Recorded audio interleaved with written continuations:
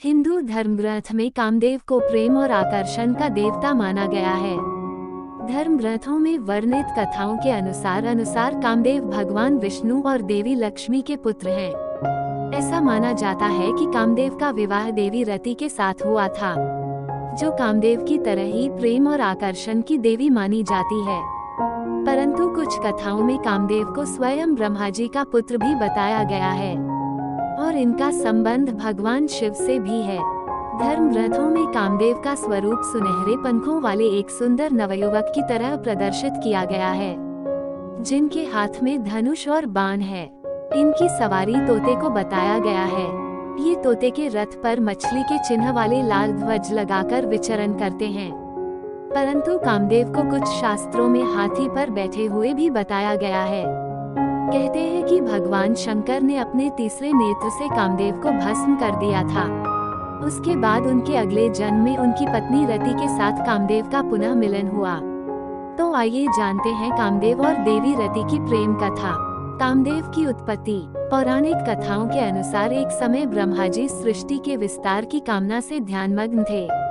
उसी समय उनके अंश से एक तेजस्वी पुत्र काम उत्पन्न हुआ। वो पुत्र कहने लगा कि मेरे लिए क्या आज्ञा है। तब ब्रह्मा जी ने उससे कहा कि मैंने सृष्टि उत्पन्न करने के लिए प्रजापतियों को उत्पन्न किया था, परंतु वे सृष्टि रचना में सफल नहीं हुए। इसलिए ये कार्य अब मैं तुम्हें सौंपता हूँ और इसे पूर्ण करने की आज्ञा देता हूँ। परंतु ब्रह्मा जी की बात सुने बिना ही कामदेव वहाँ से विदा होकर अदृश्य हो गए। ये देख ब्रह्मा जी को क्रोध आ गया और उन्होंने कामदेव को श्राप दे दिया कि तुमने मेरी आज्ञा का पालन नहीं किया है, इसलिए तुम्हारा जल्दी ही नाश हो जाएगा। ये सुनकर कामदेव भयभीत हो गए और हाथ जोड़कर ब्रह्मा जी के समक्ष क्षमा मांगने लगे।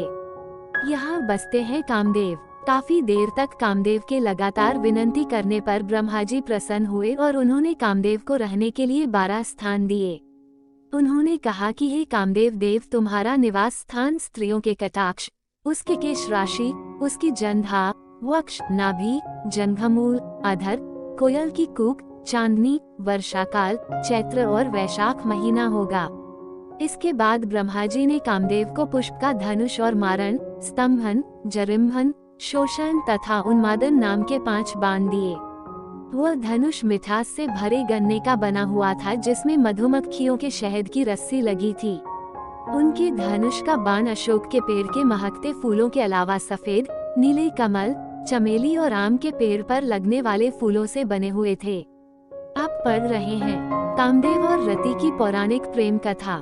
कामदेव को किया भस्म। ब्रह्मा जी से मिले वरदान के बाद कामदेव तीनों लोकों में भ्रमण करने लगे और भूत, पिशाच, गंधर्व, यक्ष सभी को अपने काम में वशीभूत कर लिया। इसी क्रम में वे भगवान शिव जी के पास कैलाश पहुँचे। भगवान शिव तब तपस्या में लीन थे। तभी कामदेव छोटे से जंतु का सूक्ष्म रूप धरकर कान के छिद्र से भगवान शिव के शरीर में प्रवेश कर गए। इससे शिव जी का मन चंचल हो उठा।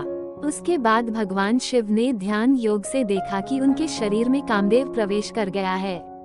जब ये बात कामदेव को पता चला तो वह उसी क्षण भगवान शिव के शरीर से बाहर आ गए और आम के एक वृक्ष के नीचे जाकर खड़े हो गए।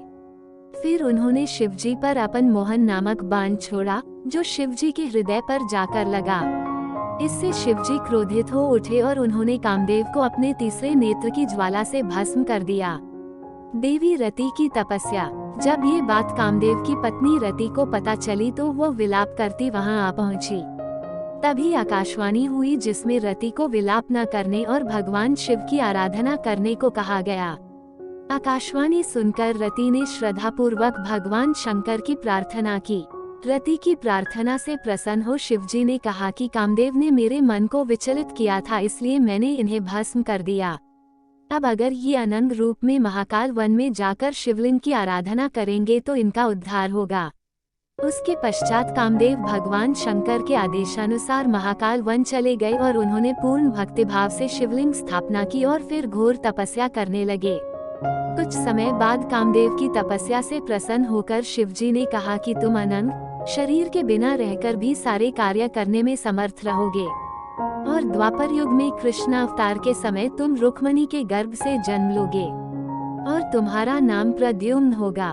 कामदेव का पुनर्जन्म। शिव के कहे अनुसार द्वापर युग में भगवान श्री कृष्ण और रुक्मणी को प्रद्युम्न नाम का पुत्र हुआ, जो कि कामदेव का ही अवतार था।